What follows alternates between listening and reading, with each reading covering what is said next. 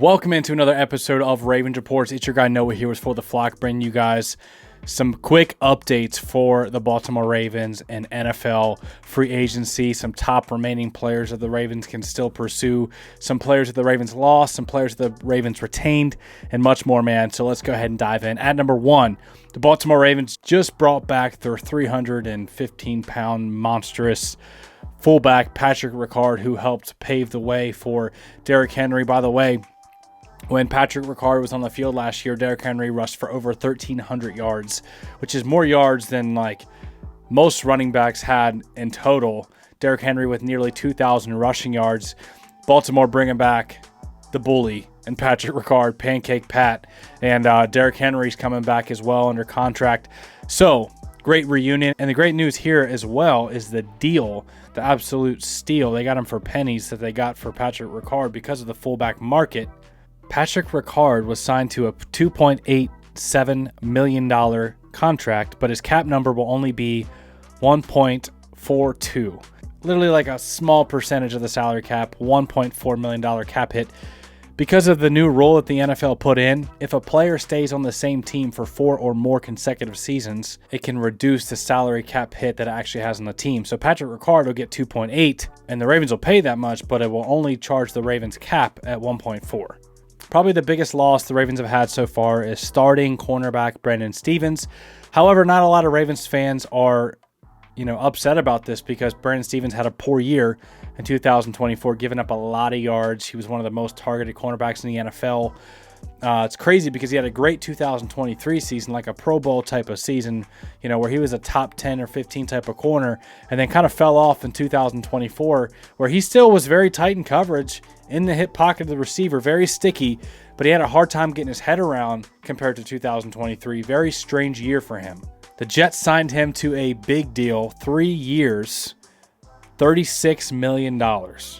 23 of that is fully guaranteed. So Jets obviously very high on their ability to be able to get the 2023 Brandon Stephens. And don't get me wrong, he's talented, he's a tough player, and he was a starter for the Ravens last year. So the Ravens will have to replace him and restock up that secondary. But you're looking pretty good so far with Nate Wiggins will be under contract for the next few years. Marlon Humphrey, Kyle Hamilton, Ardarius Washington, Arthur Maulet's still under contract. And then you also got Jalen Armour-Davis and TJ Tampa, who you drafted last year. So you still got options at corner, but the Ravens are definitely going to want to add another guy early in the draft and or another guy in free agency. Here's a list of the players the Ravens re-signed, which is just Ronnie Stanley, which obviously this was the biggest part of free agency for the Ravens, was bringing back your left tackle to protect Lamar Jackson. But you did lose also Patrick McCarry, starting guard. He got a big deal with the Jaguars, 3 years, $39 million. That's kind of crazy to me, but good for him. I'm glad that he's getting paid. I'm glad that Stephens is getting paid. Malik Harrison went to the Pittsburgh Steelers for $5 million per year, 2 years, $10 million. So second year in a row, the Steelers are poaching our linebackers. Last year they go Patrick Queen. This year they grab Malik Harrison. Giants signed linebacker Chris Board to a 2-year, $6 million deal. And then offensive lineman Josh Jones, who was a swing tackle backup player for the Ravens last year, who never really saw a lot of playing time. Sometimes he was a 6th offensive lineman in the jumbo sets, but he signed a 1-year deal with the Seahawks for $4.75 million. So far, the Ravens have lost 2 starters, Patrick McCarry, Brandon Stephens, some depth guys, but the great news here is they signed Ronnie Stanley to that big deal.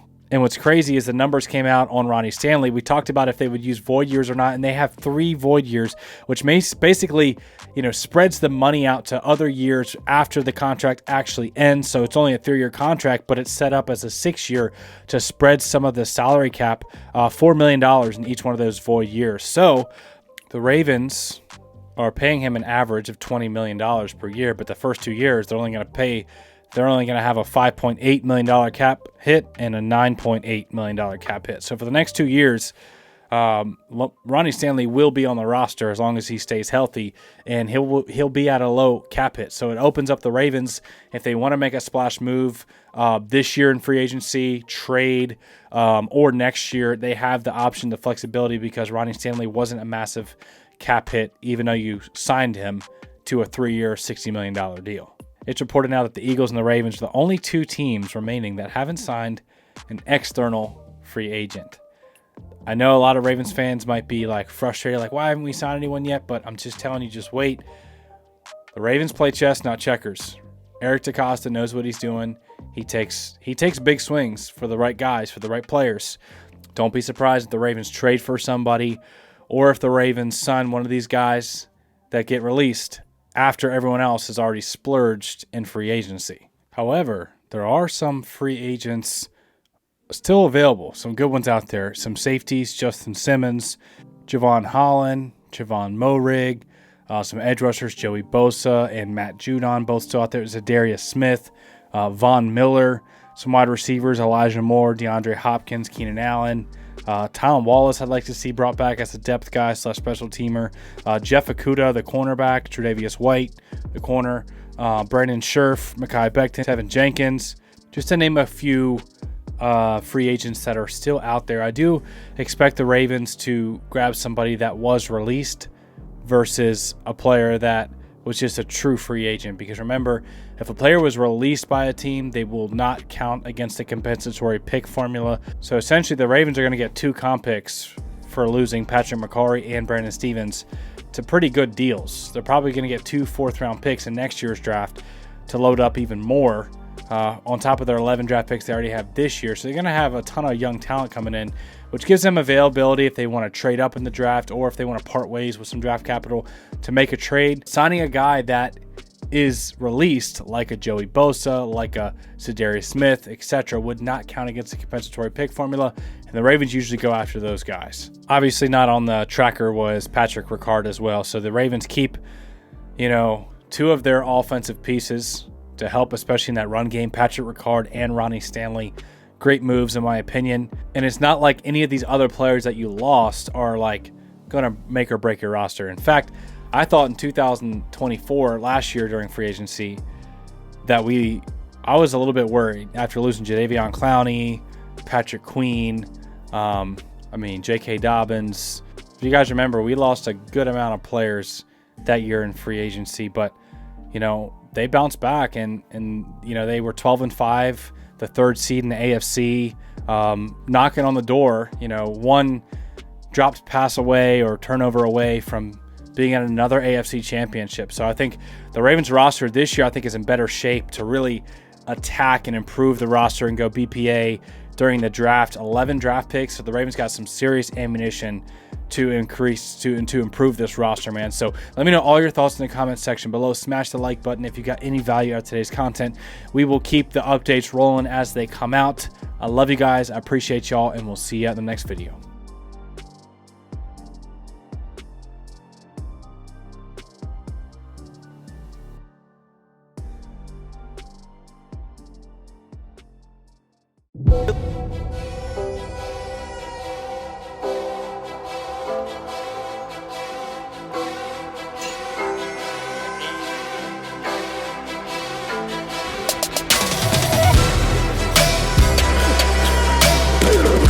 When he wasn't looking, he ran me over.